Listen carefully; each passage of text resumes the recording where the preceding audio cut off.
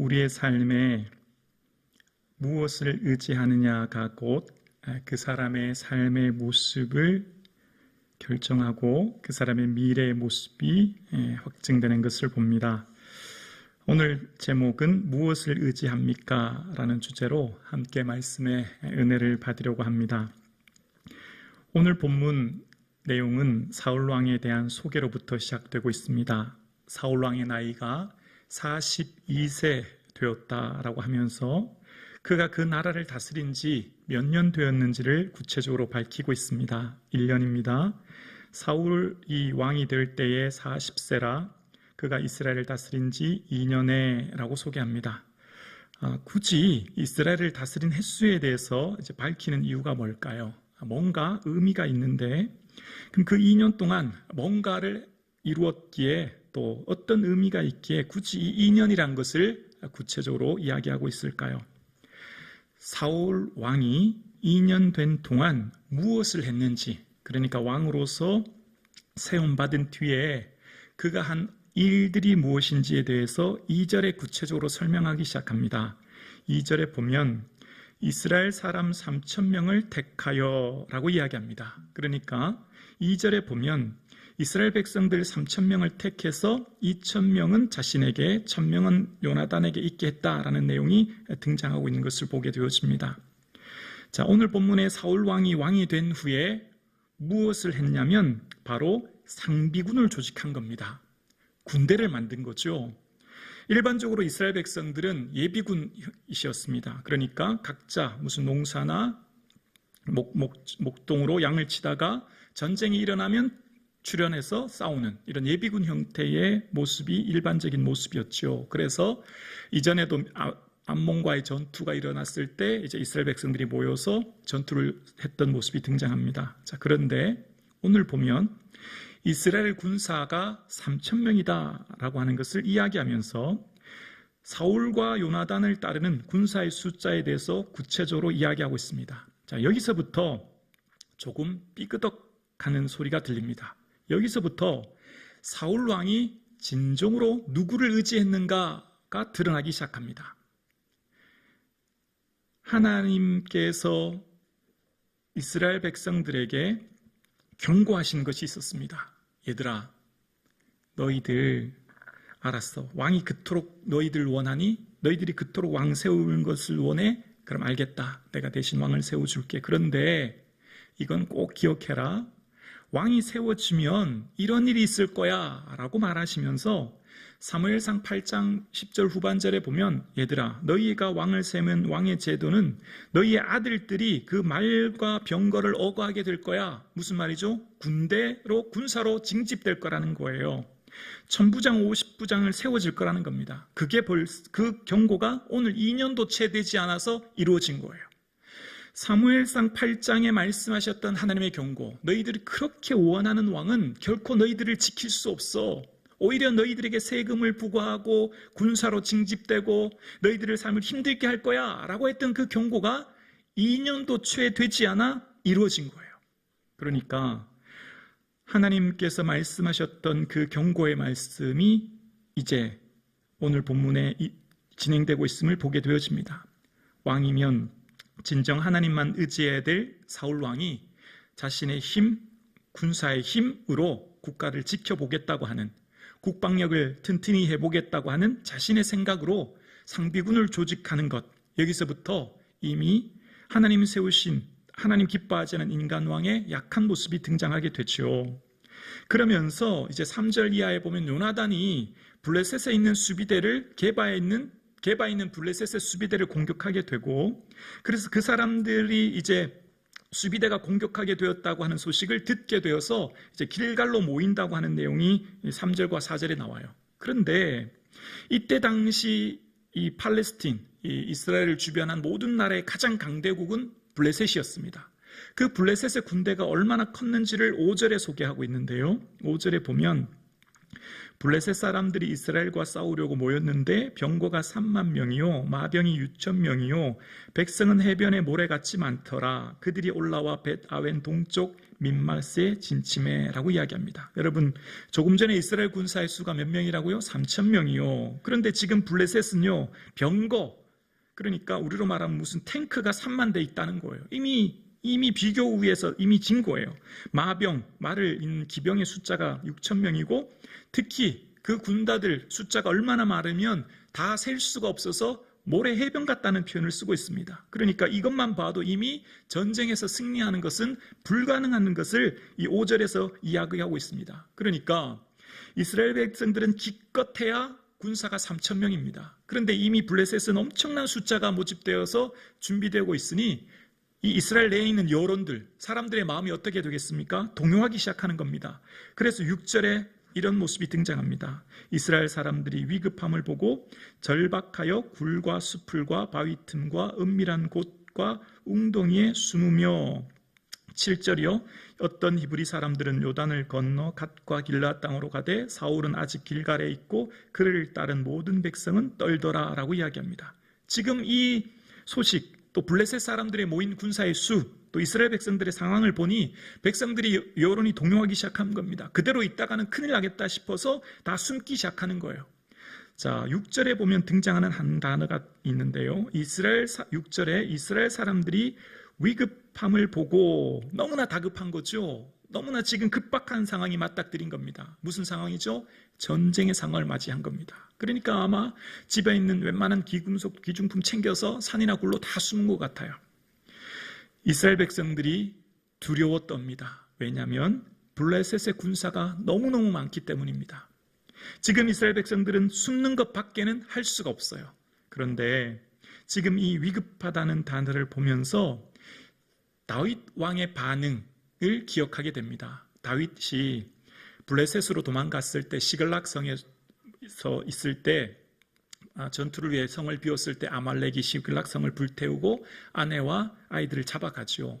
그때 상황을 사무엘상 30장 6절에 보면 이제 아내와 아이들을 다 잡아갔을 때 그 다윗의 모습을 보고 신하들이 다윗을 돌로 치려 죽이려고 합니다. 그때 백성들이 자녀들 때문에 마음이 슬퍼 다윗을 돌로 치자 하니 다윗이 크게 다급하였으나, 여러분, 자기를 따르던 군사들이 자기를 죽이려고 하는 거예요. 왜냐하면 이 망명 나왔던 군사들이 자기가 살고 있던 곳에 아내와 자녀들을 다 잡혀갔으니까 그 원한과 분노가 다윗에게 쏟아진 겁니다.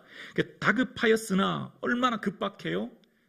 그의 하나님 여호와를 힘입고 용기를 얻었더라. 다윗은 가장 급박한 순간, 위급한 순간, 어쩌면 내가 그토록 믿었던 내 신하들, 내 부하들이 나를 죽이려고 하는 그 순간 다윗은 하나님을 붙들었어요. 하나님을 의지했어요. 여기서 하나님께서 기뻐하는 사람들의 모습이 무엇인가를 볼 수 있는 거죠. 급박하였을 때, 다급하였을 때 어떻게 해야 될까요? 예기치 못한 문제가 생겼어요. 인생을 살다 보면 여러분, 생각지도 않은 문제가 생겨요. 내 자녀들, 내 가정, 내 삶에 어떻게 이런 일이 생기나 너무너무 급해요. 주의 성전에 엎드릴 수 있기를 주의 이름으로 축원합니다. 성전에 엎드려 주의 도움 구할 수 있기를 주의 이름으로 축원합니다. 다급할 때, 급박할 때, 그때 믿음이 드러나는 거예요. 그때 평소의 신앙, 숨겨진 신앙이 드러나는 거예요. 은혜 받았을 때, 평안할 때, 형통할 때, 감사가 많을 때 몰라요. 교회도 마찬가지예요. 평안할 때, 은혜가 넘칠 때 믿음을 몰라요. 교회가 어렵고 문제가 생기고 개인과 가정과 삶에 문제와 어려움이 생길 때 그 사람의 믿음의 진가가 드러나기 시작하는 거죠. 삶도 마찬가지입니다. 삶이 잘 되고 형통할 때 봉사하고 주의 전을 섬기는 것 누구나 다 할 수 있죠. 삶에 문제가 없을 때 하나님을 찬양하고 예배하는 것 누구나 할 수 있죠. 그러나 진정한 믿음은 언제 드러날까요? 도저히 예배의 자리로 나올 수 없을 때, 마음이 무너지고 삶이 아프고 가슴이 찢어지는 고통, 삶에 너무너무 문제가 있을 때, 그럴 때 주를 찾을 수 있는 믿음이 있기를 주의 이름으로 축원합니다. 이때를 위한 믿음이라. 이때는 믿음의 이때 발이 되는 거예요. 평소에 숨겨놓았던 믿음이 고난과 위기에 드러나는 거죠. 우리의 삶 가운데 여러분, 예기치 못하는 문제와 어려움이 있을 수 있지요. 그러나 그때 온 마음 다하여 온 뜻 다하여 주의 전에 엎드리는 저와 여러분 되기를 주의 이름으로 축원합니다. 그렇습니다. 급박한 상황, 위급의 상황은 주를 찾을 때이지요. 그런데 백성들은 두려움 속에 숨기 시작하는 거예요. 오히려 더 모여서 더 군대를 조직하고 싸울 수 있는 사람은 웬만하면 더 전쟁터에 나가 함께 힘을 보태든지, 혹은 지금 가장 위급한 이 상황에는 사무엘상 7장 말씀처럼 블레셋의 공격이 올 때 가장 먼저 미스바에 모여 함께 기도해야 될 그들은 그런 모습이 등장하지 않습니다. 그리고 8절에 이래를 기다려도 사무엘이 오지 않고 백성들은 흩어지기 시작합니다. 그랬더니 9절 볼까요? 9절 함께 읽겠습니다. 시작. 사울이 이르되 번제와 화목 제물을 이리로 가져오라 하여 번제를 드렸더니, 종교와 정치가 이제 분리되기 시작한 것은 사울왕을 세운 이후부터입니다.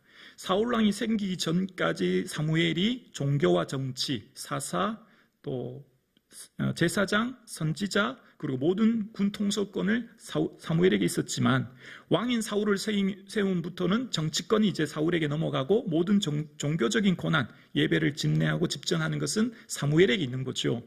엄격하게 분리되어 있는 거예요. 자, 그런 상황 가운데 사무엘이 오지 않는 겁니다. 기다려도 번제를 드릴 수 있는 상황이 되지 않는 거예요.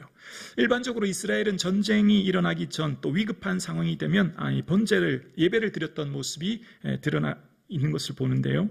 자, 그런데 지금 상황이 너무 급박하니까 백성들이 막 흩어지기 시작하는 거예요. 모였던 군사들이 흩어지고 백성들이 두려워하니까 사울 왕이 직접 번제를 드린 겁니다. 사울 왕이 직접 번제를 드리고, 그리고 그 번제를 드리고 나자마자 사무엘이 온 겁니다. 사무엘상 7장에 보면 똑같은 위기의 상황을 만나는데 사무엘상 7장과 오늘 본문의 차이점이 있어요. 그 차이점이 뭐냐면, 사무엘상 7장엔 마찬가지로 블레셋의 적들이 공격해 올 때 그들은 번제를 드리고 동시에 부르짖어 기도합니다. 그러니까 예배를 드리고 하나님의 도움을 구하면서 동시에 온 마음 다해 하나님께 부르짖어 구하는 거예요. 근데 오늘 모습 속에서는 사울의 모습이 그냥 기계적으로 하나님을 예배드리는, 무슨 마치 신앙이 도구화된 듯한 모습이 보여요. 백성들이 흩어지니까 임시방편으로 뭔가는 해야 되겠고, 그러니까 번제를 드린 거예요. 지금 오늘 사울의 모습 속에서는 번제를 드리면서 하나님의 온전한 도움을 구하고 찾는 모습이 전혀 보이지 않게 되는 것을 보게 되어져요. 여러분, 우리의 신앙과 믿음이 무엇일까요? 오늘 우리가 왜 예배드리고, 오늘 우리가 왜 기도를 드리고, 오늘 우리가 왜 하나님께 예배하며 봉사할까요? 우리의 삶 가운데 하나님은 이용의 대상이 아니에요. 기도는 뭔가 내가 노력하여 뭔가 획득하는 도구가 아니에요. 예배를 통하여 내가 뭔가 더 큰 복을 받기 위한 도구가 아니에요. 기도, 예배, 봉사, 어떤 것이든지 내가 뭔가를 이용해서, 하나님을 조종해서, 예수님을 이름을 통해서 뭔가를 더 얻는 도구가 아니에요. 예배는, 기도는, 봉사는, 삶은 하나님 베푸신 전적인 은혜의 감사함으로, 감격함으로 내 삶을 드리는 하나님과 인격적인 교제와 사귐이죠. 하나님 앞에 나의 삶을 드림으로 하나님을 찬양하고 높이는 것이죠. 내가 뭔가 더 큰 것을 얻고 바라는 도구화되고 이용화되고 기계적으로 드리는 것이 결코 아닌 것이죠. 오늘 사울은 뭔가 위급한 상황을 만났으니 번제를 드리면 하나님 도와주실 것이다 라고 생각하고 사무엘이 해야 될, 내가 해야 되지 말아야 될 선을 넘은 거죠. 그리고 그걸 하는 거예요. 그러면 번제를 드리면 하나님 도와줄 줄 알고. 아니요, 그렇지 않습니다. 지금 사울 왕은 자신의 삶의 이 예배가, 번제가 무엇인지에 대해서 잘 기억하지 못했던 거죠. 그러면서도 번제를 드리고 난 후에 10절에 보면 사울이 나가서 문안을 했다, 이 원어에 보면 축복했다라고 이야기합니다.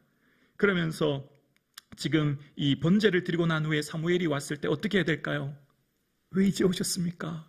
사실은 제가 기다리다가 오지 않으셔서 제가 먼저 번제를 드렸습니다. 어떡하죠?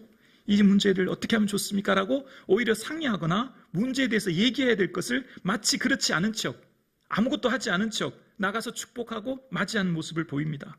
그럴 때 11절 볼까요? 11절에 보면 사무엘이 이르되 왕이 행한 것이 무엇이냐 하니 사울이 이르되 백성은 내게서 흩어지고 당신은 정한 날에 오지 아니하고 블레셋 사람은 믹마스에 모였음을 내가 보았으므로.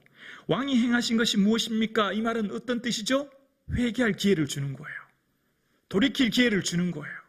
고백할 기회를 주는 거예요. 모르고 묻는 게 아니죠. 아담아 내가 어디 있느냐? 위치를 묻는 게 아니죠. 회개하고 돌이킬 기회를 주시는 것이죠. 왕이 행하신 것이 무엇입니까? 라고 하는 것은 지금 사울에게 회개의 기회, 고백의 기회, 내 죄에 대해서 돌이킬 기회를 주는 거예요. 그러니까 지금 왕이 행하신 것이 무엇입니까? 라고 했을 때 사울왕은 제가 잘못했습니다. 제가 사실은 너무 다급해서 백성들이 흩어지고 당신이 오지 않아 내가 하지 말아야 될 번제를 드렸습니다. 이 말을 해야 될 상황인데 그 다음 구절 뭐가 나와요? 11절 다시 한번 볼까요? 사무엘이 이르되 왕이 행하신 것이 무엇이냐 하니 사울이 이르되 함께요. 백성은 내게서 흩어지고 당신은 정한 날에 오지 아니하고 블레셋 사람은 믹마스에 모였음을 내가 보았으므로 백성 탓, 사무엘 탓, 블레셋 탓하고 있는 거예요. 나는 잘못이 없습니다. 나는 이러려고 한 게 아닙니다. 누구 탓? 백성 탓. 백성 흩어집니다. 두 번째, 당신이 늦게 왔기 때문입니다. 당신 탓. 세 번째, 저 멀리 있는 족국 블레셋 탓이에요. 여러분, 어떤 사람이 회개합니까? 내 탓입니다. 내 잘못입니다. 내 허물입니다. 거기에 은혜 주시는 줄로 믿습니다. 여러분, 한국교회가 어떻게 부흥하게 되었습니까? 평양 장대형 교회에서 부흥의 불길이 어떻게 시작되었습니까? 길선주 장로님이 회개로부터 시작된 거예요. 길선주 장로님이 자신의 죄를 회개함으로부터 성령의 불이 임하고 그 길선주 목사님으로부터 온 교회가 성령의 불바다로 은혜가 시작된 겁니다. 성북중앙교회가 부흥하고 성장하려면 어떻게 될까요? 내 탓입니다. 아멘이십니까? 내 잘못입니다. 나의 허물입니다. 내가 기도하지 못해서입니다. 그게 시작되지 않으면 우리 교회 미래는 없습니다. 전도한다고 내가 열심히 선교한다고 당장 교회가 부흥하고 성장할까요? 아니요. 교회 성장의 첫걸음, 부흥의 첫걸음, 하나님 기뻐하는 교회의 첫걸음은 이것입니다. 나 탓입니다. 내가 잘못했습니다. 아멘이십니까? 하나님 어떤 사람 찾으실까요? 왜 다윗을 하나님 마음에 합한 사람이라고 했을까요? 내가 하나님 여호와께 죄를 범하였나이다. 고백하는 거예요. 사울의 진정한 문제는 무엇입니까? 백성 탓, 사무엘 탓, 블레셋 탓. 그리고 12절에 뭐라고 합니까? 12절에 이에 내가 이르기를 블레셋 사람들이 나를 치러 길갈로 내려오겠거늘 내가 여호와께 은혜를 간구하지 못하였다 하고 부득이하여 번제를 드렸나이다 하니라. 블레셋 사람들이 오니까 내가 하나님 은혜를 구하기 위해 부득이하게 이렇게 할 수밖에 없었다라고 사울이 이야기하고 있는 모습을 보게 되어집니다. 자, 여기서부터는 졸지 말고 잘 들어주세요. 조심히 안 돼요. 목회를 하면 모든 성도님들 한 분 한 분이 얼마나 소중한지 몰라요. 불면 넘어질세라 아니면 부서질세라.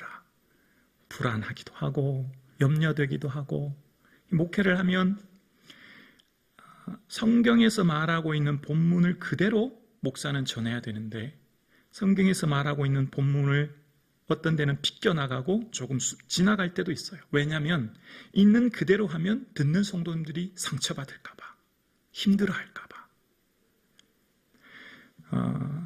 오늘 본문은 사무엘에게 뭘 말하고 있죠? 어떤 문제가 생겼을 때에 전쟁이라고 하는 큰 위기 상황을 만나고 또 그 위기 속에서 어떤 문제가 생겼을 때에 그 문제의 근본, 그 문제 뿌리를 보라는 거죠. 그 문제 뿌리를 어디서부터 찾아야 될까요? 최고 지도자인 사울 왕 당신이 모든 책임이 당신께 있는 거죠. 마찬가지예요. 우리의 삶의 가정에 문제가 생기면 믿음에 호주된 나의 잘못인 거예요. 아멘이십니까? 아멘 하기 싫으시죠? 공동체에 문제가 생기면 그 공동체의 나의 잘못인 거예요.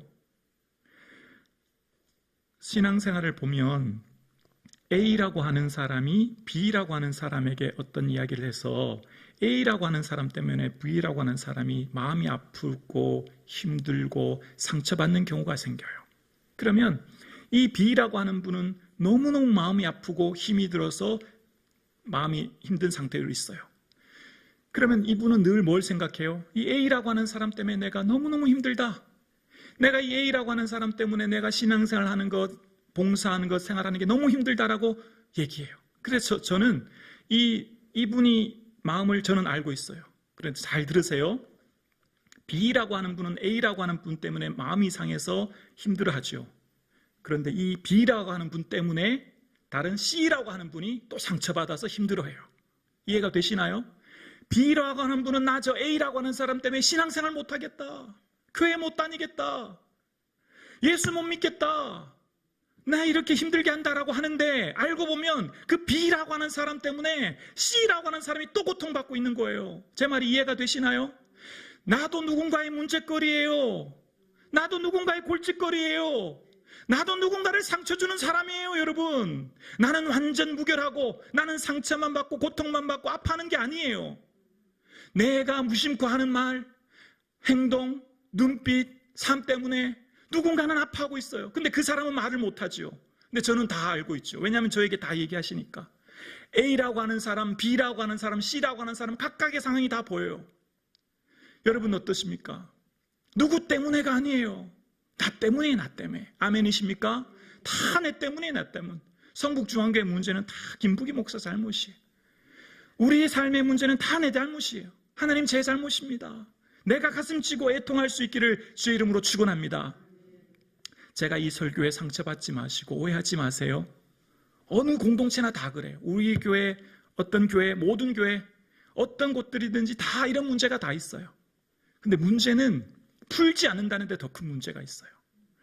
세상 사람들은 술 한 잔 마시고 뭐 한 건 다 풀어요. 다음날 가면 괜찮아요. 예수 믿는 사람들은 죽어도 안 풀어요. 죽어도 안 풀어. 무슨 원한이 그렇게 있다고 10년, 20년, 30년 왜 안 푸는지를 모르겠어요. 그러면서 하나님께 예배드리고 기도하고 찬양하고. 여러분 하나님 마음이 어떠실까요? 예수님 마음이 어떠실까요? 우리를 보면서. 여러분 아픈 설교지만 들으셔야 돼요. 들으셔야 돼요. 내 영혼이 살려면 들으셔야 돼요. 내 영혼이 깨어나려면 들으셔야 돼요. 내가 지금 뭔가 문제 때문에 갇혀 있어서 우여싸여 있고 내 삶의 족쇄처럼 내 삶의 문제처럼 뭔가 나를 감싸고 있다면 문제의 원인을 자꾸 주위로 돌리지 마세요. 나를 보십시오. 나를 살피세요. 말씀을 깊이 묵상하면 언제나 주님은 나에게 말씀하시죠. 성령의 충만한 은혜를 받으면 내 죄가 보이는 거예요. 성령의 충만한 은사를 받으면 내게 받은 은혜가 보여지는 것입니다.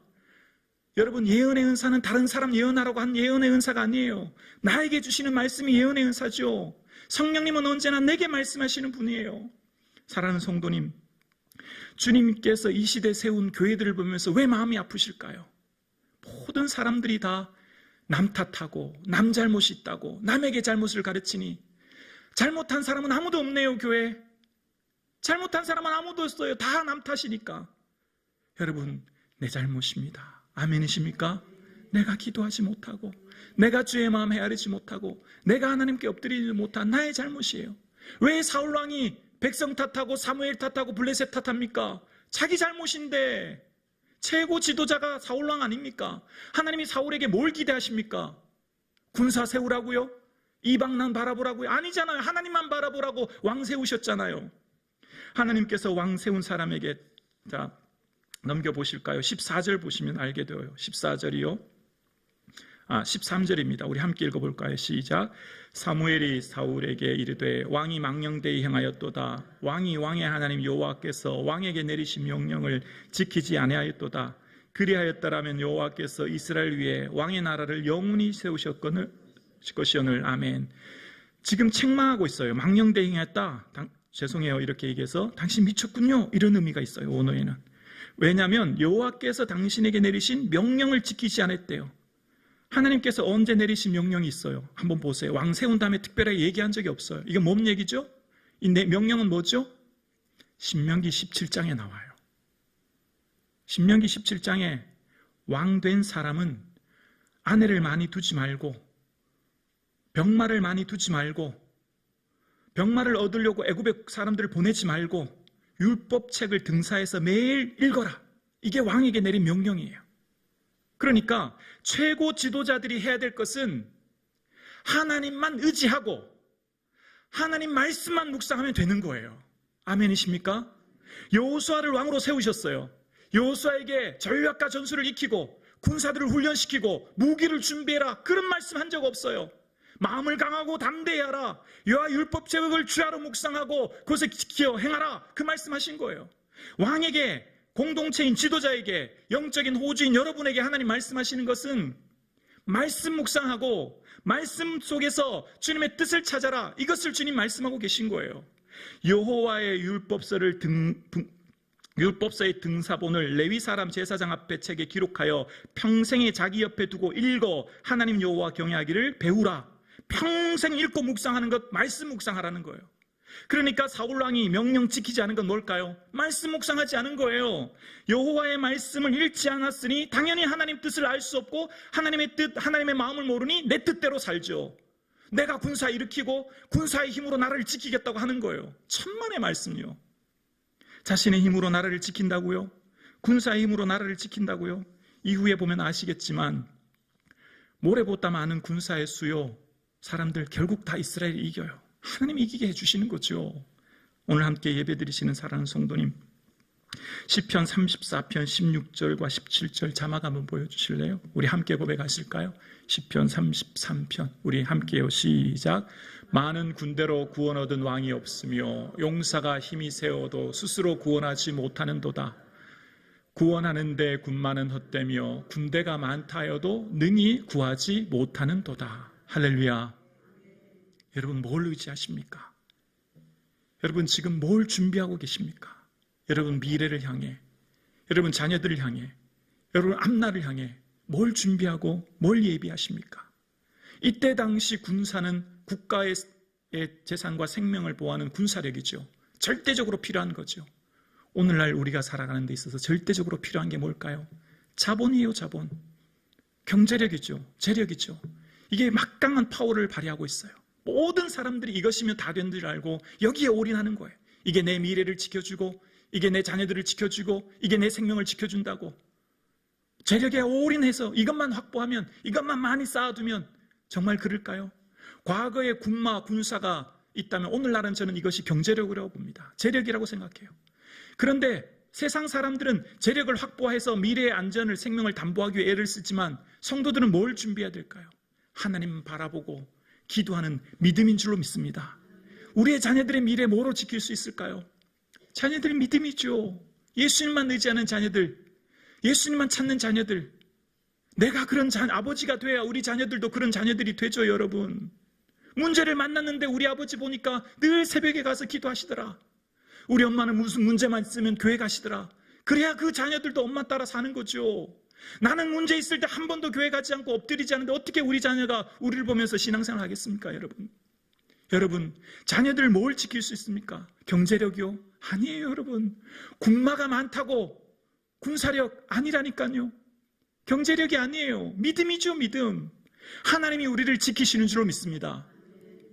아무리 운동하고 좋은 음식 먹어도 암에 걸리는 걸 어떡할 거예요?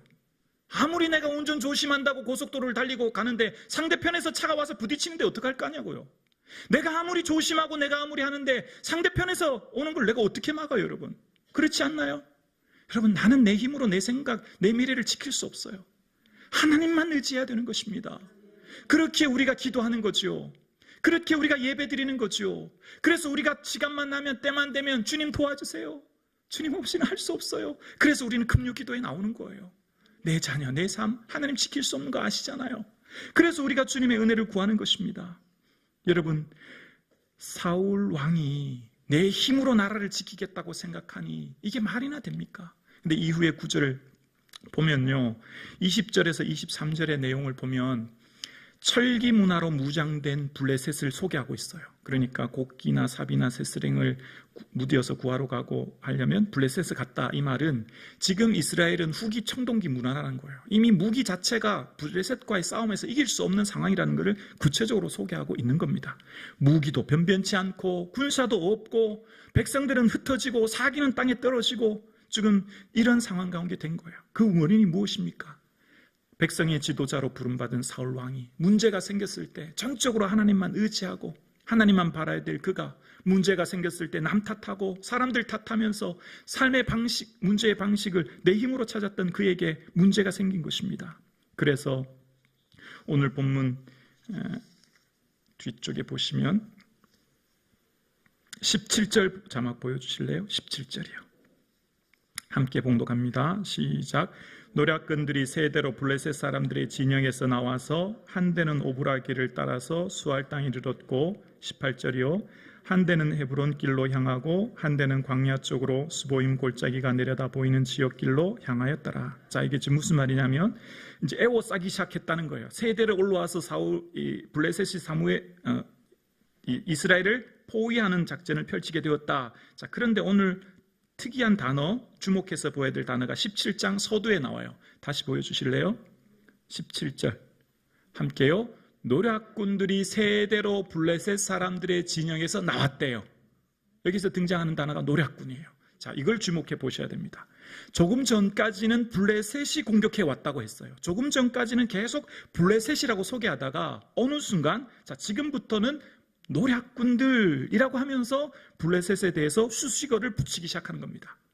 자, 이게 어떤 의미가 있냐면 하나님은 하나님 너무너무 사랑하는 자들에게 징계하시고 책망하시는 줄로 믿습니다. 아멘이십니까? 너무너무 사랑하기 때문에 인생 막대기와 채찍으로 훈계하세요. 왜냐하면 돌이키라고. 사랑하지 않으면 유기해요. 버려둬요. 이전에 사무엘상 12장도 사무엘이 너무너무 사랑하니까 백성들을 향해 책망했듯이 말입니다. 그래서 하나님께서는 얘들아, 너희들 가나안 땅 들어가면 꼭 기억해. 말씀 묵상하고 순종하고 주야로 이것에 기록한 대로 지켜 행해야 돼. 그렇지 않으면 이런 일이 일어날 거야 라고 하면서 불순종하는 자에게 신명기 28장 29절에 이런 말씀을 하세요. 맹인이 어두운 데서 더듬는 것과 같이 내가 백주에도 더듬고 내 길이 형통하지 못하여 항상 압제와 노략을 당할 뿐이니 너를 구원할 자가 없을 것이라. 뭐를 당한다고요? 노략을 당한다는 겁니다. 왜요? 그들이 말씀에 순종하지 않고 내 뜻대로 내 생각대로 살기 시작하면 하나님은 노략당하는 노략꾼들을 보내신다는 겁니다. 그래서 이 사무엘상의 배경인 이전 사사기에 보면 사사기 2장 13절 이하 여호수아의 죽음 뒤부터 문제가 생기기 시작하는데요. 사사기 2장 13절 이하에 보면 곧 그들이 여호와를 버리고 바알과 아스타라를 섬겼으므로 여호와께서 이스라엘에게 진노하사 노략하는 자의 손에 넘겨주사 그들이 노략을 당하게 하시며 또 주위에 있는 모든 대적의 손에 팔아 넘기심에 그들이 다시는 대적을 당하지 못하였으며 하나님께서 그들이 하나님을 버리고 우상을 쫓았더니 하나님 사랑하는 자를 책망하시는 거죠. 누구를 보내셨어요? 노략하는 자. 여기는 오늘 본문에는 블레셋으로 등장하지만 암몬, 모압 많이 있습니다. 여러 나라를 통해서 하나님 쓰시는 거예요. 백성들을 돌이키도록. 그래서 그들의 삶이 하나님 말씀을 듣지 않고 우상을 섬길 때에 나타나는 현상이 노략꾼들이에요. 그래서 이전에 사사들을 통하여서 노략꾼들이 와서 그들의 모든 것을 빼앗아가고 생명을 위협하니까 사사들을 보내서 사사기 2장 16절에 보면 여호와께서 사사들을 세우사 노략자의 손에서 그들을 구원하게 하셨으나 라고 이야기합니다. 하나님이 노략자들의 손에서 구원하시는 것, 사사를 통해서 구원하시는 거예요. 그러니까 오늘 본문 17절에 등장하는 노략꾼들은 우연히 어쩌다가 생긴 약탈범들이 아니라 근본적인 원인, 그러니까 이 사건, 블레셋과의 전투가 일어난 근본적인 사건의 배후, 근거, 그 의미는 바로 노략꾼들을 사용하신 하나님. 왜 노략꾼들을 사용하셨을까요? 그들이 책망하기 위해서라는 것을 보셔야 되는 거예요. 그러니까 우리 인생에 어떤 문제가 생기면 문제 너머에 있는 하나님이 뭘 원하신지를 보셔야 되는 거예요. 어떤 사건, 내 인생에 일어나는 환경, 내 인생에 일어나는 수많은 일들 너머의 배후에서 하나님 뭘 원하실까? 이 사건과 이 일을 통해 하나님 내게 뭘 기대하신지를 보셔야 되는 겁니다. 사건과 문제가 생기면 사울 왕처럼 누구 탓하여 공동체를 분열시키고 고통스럽게 하는 게 아니라 문제가 생기고 다급한 일이 생기고 급박한 일이 생기면 지금 이 문제 때문에 하나님 나에게 뭘 기대하시지? 내 신앙을 점검해 볼 필요가 있는 거예요. 왜 노략꾼들을 보내셨는지 사울 왕은 알아야 되는 거죠. 그래서 하나님께서는 블레셋 사람들을 향해 노략꾼들이라 라고 말씀하고 계세요. 그러나 한번 찾아보실게요. 사무엘상 14장 15절 넘겨보세요. 여러분 성경 직접 넘겨보세요. 사무엘상 14장 15절. 사무엘상 14장 15절.